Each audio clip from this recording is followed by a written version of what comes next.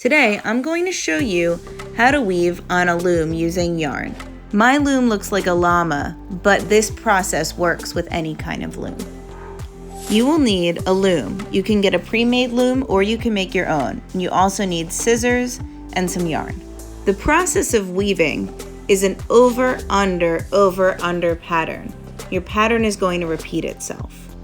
Last time, I showed you how to tie the weft to your warp using a knot. But if you had trouble with that, now is a good time to fix it. With our knot, we put our weft over the warp, under the weft, and then pull through. After you tie the knot, you can cut your excess yarn off. Once you've done this, then you're ready to start weaving. To weave, we go over, under, under. Follow the pattern, and then when you get to the end of the row, you pull all of your yarn through very carefully. Remember, over, under, over, under, over, under. Over, under. When you get to the end of a row, you just keep going. So the last part of the row is over, the first part of the next row is under. Over, under, over, under. Make sure that you continue to follow the pattern and it just repeats itself. You keep going with it. The skill of weaving takes some practice, but once you get the hang of it, it usually feels really easy and relaxing.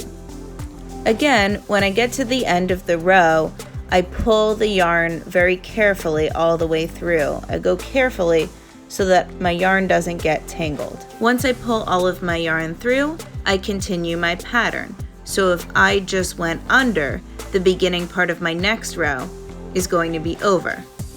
After you've practiced this skill a little bit, you'll get a little bit quicker with it. We just continue to go over, under, over, under, over, under.